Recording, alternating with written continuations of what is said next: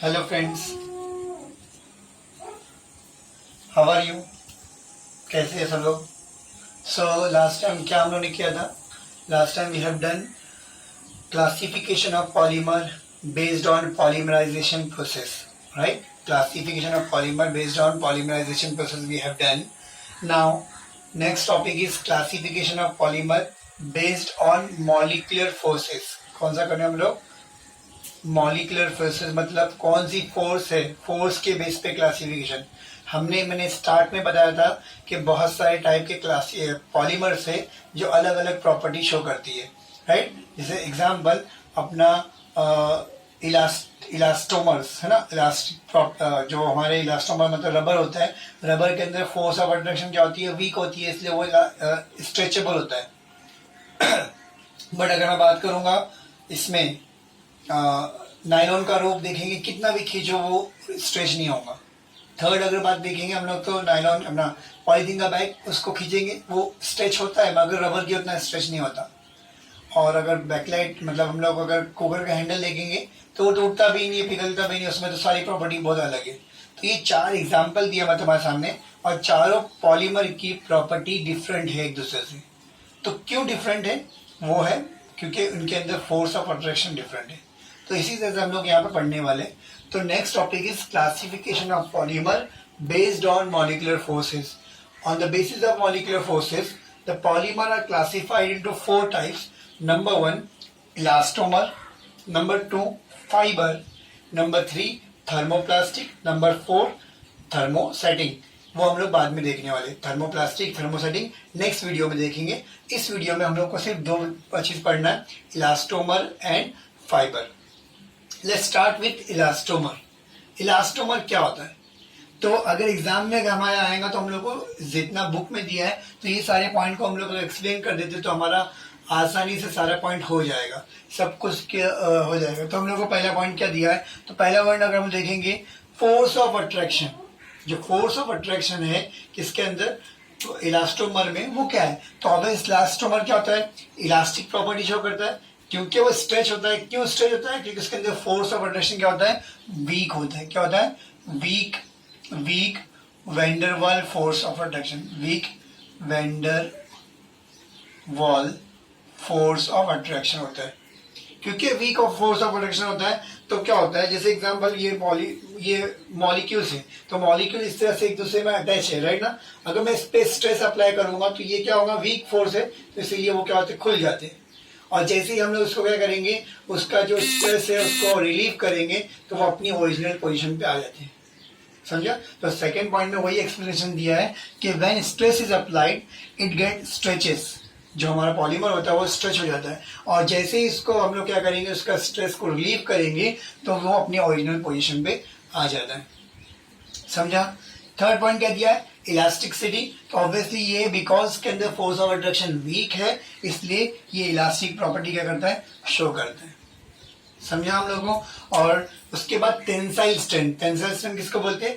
धागा. अगर धागा लिया, धागे को खींचा, वो टूट जाएगा. अगर टूट गया इसका मतलब क्या है? उसकी टेंसाइल स्ट्रेंथ वीक है, मतलब स्ट्रेंथ. समझा हम लोग को? और रबर को हम लोग देखेंगे तो रबर की भी क्या होता है? टेंसाइल स्ट्रेंथ क्या होती है? वीक होती है, कम होती है, लो होती है.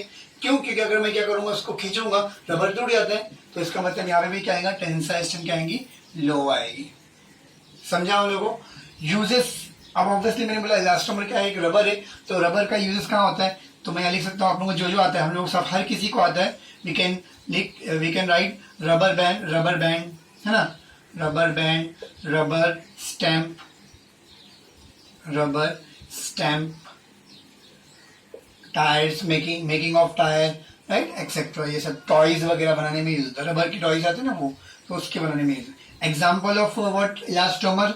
इलास्टोमर का एग्जाम्पल है वल्कनाइज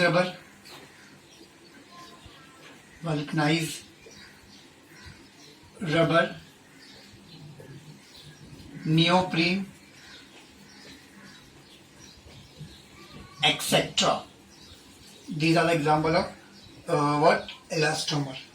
सो समझ में हम लोग को व्हाट इज इलास्टोमर. मैं बाद में रिपीट कर दूंगा, पहले हम लोग फाइबर भी देख लेते हैं. मैं हमेशा बिलीव करता हूँ कि इजी वे में इसको समझना. तो मैं क्या करूंगा, अलग पॉइंट नहीं डिस्कस करूंगा, मैं यही पॉइंट डिस्कस करूंगा फाइबर में, तो याद करने में मेरे को ईजी होगा, याद करना आसान होगा या समझना ईजी होगा। तो मैं क्या करूँगा, ये पॉइंट डिस्कस करूंगा और मेरे सारे ऑलमोस्ट बुक में यही बुक पॉइंट को डिस्कस किया गया। तो let's start with this point. First point, force of attraction. तो फाइबर क्या होता है, नायलॉन का रोप होता है। मैंने बोला नायलॉन का रोप को जितना भी खींच लो, कितना भी खींचो, ये क्या आएगा, अलग नहीं होता। क्यों नहीं अलग हो रहा है, क्योंकि इसके अंदर फोर्स जो है वो स्ट्रांग है। स्ट्रांग कौन सा होता है, तो यहाँ पे फोर्स ऑफ अट्रैक्शन क्या होता है, हाइड्रोजन बॉन्ड होता है। यहाँ पे क्या होता है, हाइड्रोजन बॉन्ड। अब you all know that one double force of attraction में जो सबसे स्ट्रॉन्गेस्ट फोर्स ऑफ अट्रैक्शन होता है उसको क्या बोलते हैं, हाइड्रोजन बॉन्ड। तो बिकॉज यहाँ पे hydrogen bond strong force of attraction है, इसीलिए ये अलग नहीं होते और मॉलिक्यूल यहाँ पे अलग नहीं होते। इसलिए क्या होता है, यहाँ पर हम लोग को नायलॉन के रोप को हम लोग कितना भी खींचो वो क्या आएगा, तो स्ट्रेच नहीं होता। Second point, explanation. जैसे मैं बोला यही पॉइंट अगर यहाँ पे डालूंगा तो क्या लिखूंगा, when stress applied होगा, it does not get stretch। क्या लिखूंगा, जब मैं स्ट्रेस अप्लाई करूंगा तो ये टाइप का जो पॉलीमर है वो क्या होगा, स्ट्रेच नहीं होता, खुलता नहीं, अलग नहीं होता, फैलता नहीं है, राइट, रबर की तरह। तो ये हमारा सेकेंड पॉइंट रहेगा। यहाँ पे मैं लिखा रहा नहीं हूं तो उन्हें लिख सकते हैं खुद से कि when stress applied it does not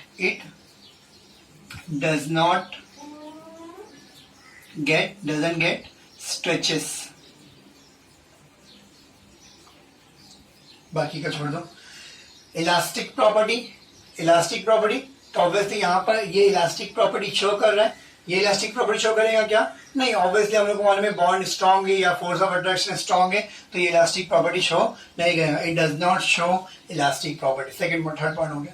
चौथा पॉइंट, टेंसाइल स्ट्रेंथ क्या रहेगी, तुम बताओ। तो ऑब्वियसली तुम बता सकते हैं कि टेंसाइल स्ट्रेंथ क्या रहेगी इसकी, ऑब्वियसली इसके मुकाबले में हाई होंगी। वहां पर बॉन्ड क्योंकि वीक था फोर्स ऑफ अट्रैक्शन, इसलिए टूट गया बॉन्ड, इसलिए रबर टूट जाता है। बट अगर मैं नायलॉन का रोप लूंगा तो नायलॉन का रोप जो है हम लोग क्या करेंगे, इसको कितना खींचेंगे तो टूटता ही नहीं है, अलग ही नहीं होता, टूटेगा क्या, नहीं टूटेगा। इसका मतलब टेंसाइल स्ट्रेंथ जो है हमारी नायलॉन रोप की या फाइबर की क्या होती है, हाई होती है। क्या होती है, high. Very good. Next point, example या यूजेस पहले देखेंगे, बाद में एग्जाम्पल देखेंगे।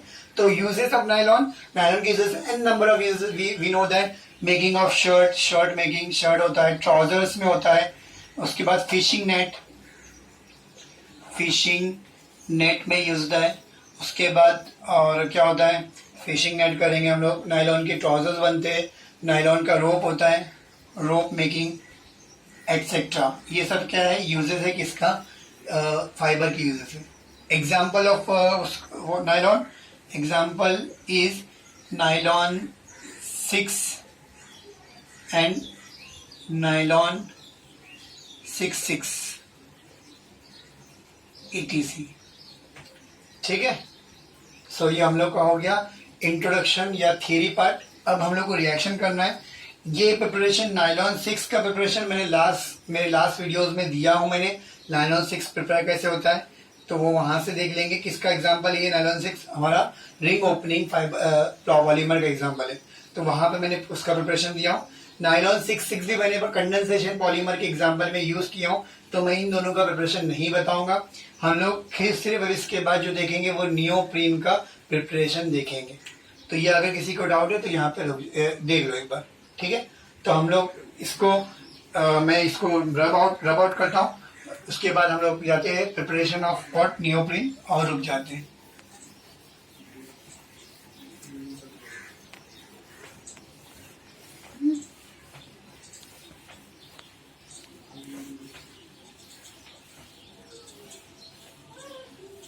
Okay, so neoprene, what we have to make? We have to make neoprene। neoprene बनता है किससे? neoprene जो है हमारा बनता है क्लोरोप्रीन से बनता है। किससे बनता है? क्लोरोप्रीन। मुझे याद रखने के लिए मैंने इसका नाम जो है आईपैक नेम निकाल के रखा हूं। मैंने याद रखा हूं इसका आईपैक नेम है 2 chloro buta 1,3 diene buta 1,3 diene. इससे बनता है, ये आईपैक नेम है इसका, जिससे याद करने में कोई इजी हो। हम लोग को आई का नेमिंग आती है।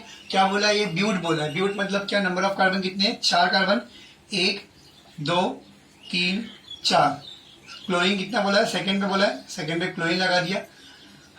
इन, इन कहाँ पर, 2 इन, डाई मतलब 2, इन मतलब कितने, 1 और 3, 1 नंबर 1 2 3, अगर 4 लेता हूँ तो 1 पे डबल बॉन्ड है इन और 3 पे डबल बॉन्ड है इन। समझा हम लोग को।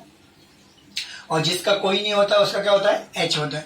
तो यहाँ पर 2 बॉन्ड है तो ऑब्वियसली क्या आएगा, 2 एच आएगा। यहाँ पे 4 बॉन्ड है तो एक भी एच नहीं आएगा। यहाँ पे कितने बॉन्ड, 3 बॉन्ड है तो 1 एच आएगा। यहाँ पर 2 एच आएगा। तो ये बन गया हमारा क्या, 2 क्लोरोप्रीन। कितने नंबर लेंगे हम लोग, पॉली बनाने का, हम लोग को पॉलीमर बनाने के तो obviously n number of this लेंगे। आगे हमारा वही प्रोसेस जो हम लोग करते हैं। यहाँ पे क्या आएगा, पीपी आएगा, पॉलीमराइजेशन प्रोसेस। जब पीपी करेंगे तो ये बॉन्ड यहाँ टूटेगा, ये बॉन्ड टूटेगा। What I will get from this, I will get like this, what CH2 single bond CCl, यहाँ पर CH single bond CH2। Obviously ये बॉन्ड टूटा तो यहाँ पर और यहाँ पर रेडिकल, मतलब यहाँ पर रेडिकल, यहाँ पर रेडिकल आ जाएगा। ये बॉन्ड टूटा तो इसका मतलब यहाँ पर रेडिकल और यहाँ पर रेडिकल आएगा। हमने किया क्या है, कॉर्नर के रेडिकल को हम लोग क्या करते हैं, कंटिन्यू दिखाते हैं। इसको कंटिन्यू दिखाएंगे, इसको कंटिन्यू दिखाएंगे। बचा कौन सा, ये रेडिकल रेडिकल। जब 2 रेडिकल बाजू बाजू में आते हैं तो वो क्या होता है, मिलके डबल बॉन्ड बन जाएगा। क्या बन जाएगा, डबल बॉन्ड। ये बन गया हमारा क्या, रिपीटिंग यूनिट। और इसी रिपीटिंग यूनिट को हम लोग क्या करेंगे, ब्रैकेट में लिखेंगे। इसी रिपीटिंग यूनिट को हम लोग क्या करेंगे, ब्रैकेट में लिखेंगे। C, यहाँ पर Cl double bond, CH single bond, CH2 N लगा दिया तो ये बन गया हमारा नियोप्रीन। क्या बन गया, नियोप्रीन। कोई डाउट है किसी को, बहुत इजी है। बॉन्ड तोड़ो है, जोड़ो, अपना फंडा तोड़ना है और जोड़ना है और उसको यूज करके हम लोग नियोप्रीन बना सकते हैं। तो आज के लेक्चर में इतना ही हम लोग देखेंगे। एक बार रिवीजन लेते हैं और रुक जाते हैं। So what we have done today, हम लोग देखा क्लासिफिकेशन ऑफ पॉलीमर। हमने क्या देखा, classification of polymer based on molecular forces.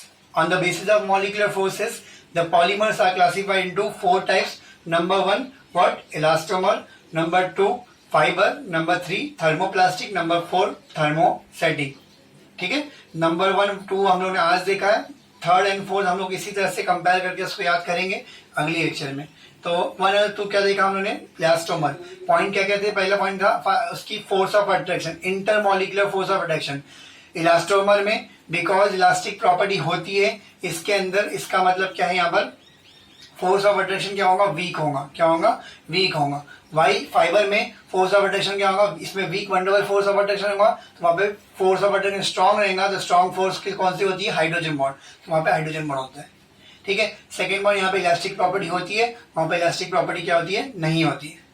Third point हमने देखा कि फाइबर के अंदर क्या होता है, इलास्टिक प्रॉपर्टी है, इसलिए वो बॉन्ड टूट जाता है, वहां साइंस टूट जाता है। इसका मतलब उसकी टेंसाइल स्ट्रेंथ क्या होती है, लो होती है। बट फाइबर जो नायलॉन का वो टूटता नहीं है, इसका मतलब उसका टेंसाइल स्ट्रेंथ क्या होती है, हाई होती है। एक्सप्लेनेशन देखा था हम लोगों ने, बोला कि जब हम लोग स्ट्रेस अप्लाई करते हैं यहाँ पर फाइबर के केस में, तो क्या होगा, स्ट्रेस करने पे क्या होगा, वो स्ट्रेच हो जाता है। बट जब स्ट्रेस को रिलीव करते हैं तो वो अपनी जगह पे फिर से ओरिजिनल पोजीशन पे आ जाता है। बट अगर मैं बात करूंगा फाइबर में, तो फाइबर में जब स्ट्रेस अप्लाई करेंगे, कितना भी स्ट्रेस अप्लाई कर लो, वहां पे स्ट्रेच नहीं होगा, बिकॉज वो स्ट्रॉन्ग है। यूजेज देखे थे हम लोगों ने फाइबर के अंदर, सॉरी इलास्टोमर में यूजेज देखे थे। कहाँ यूज होता है, रबर बैंड बनाने के लिए यूज होता है, रबर के टॉयज बनाने के लिए यूज होता है, रबर का टायर बनाने के लिए यूज होता है, रबर के स्टैम्प बनाने के लिए यूज होता है। ये रबर की यूज में। यहाँ पर अगर देखेंगे तो नायलॉन कहाँ यूज होता है, तो हम लोग को मालूम है नायलॉन फिशिंग नेट में यूज होता है। नायलॉन जो है, नायलॉन रबर, नायलॉन जो है हमारा क्या उसका नाम, क्या नायलॉन के अपने ट्राउजर्स बन सकते हैं, टी शर्ट्स बन सकते हैं, ये सब नायलॉन के यूजेस में आ जाएगा। और एग्जांपल देखा था वहां पर, तो वहां पर एग्जांपल नियोप्रीन है। अच्छा, नियोप्रीन भी, इसके भी यूजेस है। नियोप्रीन भी एक रबर है जो यूज अलग तरीके से होता है। इसका यूज क्या है, तो it is use in making of gasket. जो गैस्किट हम लोग यूज करते हैं, वो गैस्किट का प्रिपरेशन किससे होता है, किससे होता है हमारा गैस्किट कौन सा, जो हम लोग देखा होगा अपन को एक रबर की कोई भी स्क्रू टाइट करने के लिए रबर का वो होता है अंदर, अपन डालते गैस्किट डालते हैं, उसको बोलते हैं गैस्किट। मैं एग्जैक्टली बता नहीं पा रहा हूँ, आप सर्च मार सकते हैं नेट पे। तो वो गैस्किट हो गया। गैस्किट हो गया, अपने जो आटे की चक्की का जो बेल्ट होता है, उसको कॉन्वेयर बेल्ट बोलते हैं। तो वो बेल्ट भी किससे बनता है, वो भी नियोप्रीन से बनता है। तो नियोप्रिन का एग्जाम्पल था, मैं बता दिया, और यहाँ पे फाइबर के भी एग्जाम्पल में बता दिया, फाइबर यानी इसके। तो ये सब एग्जाम्पल थे। फाइबर के एग्जाम्पल में हमारा हम लोग देखा नायलॉन 6 हम लोग लिख सकते हैं। सो आज का लेक्चर समझ में आया। इंशाल्लाह नेक्स्ट टाइम हम लोग नेक्स्ट लेक्चर में हम लोग देखेंगे कि आगे कौन सा थर्मोप्लास्टिक एंड थर्मो सेटिंग को देखेंगे। इसी तरह से हम लोग देखेंगे, इजी वे में याद कराना सिखाऊंगा मैं। तो मिलते हैं नेक्स्ट टाइम। Thank you.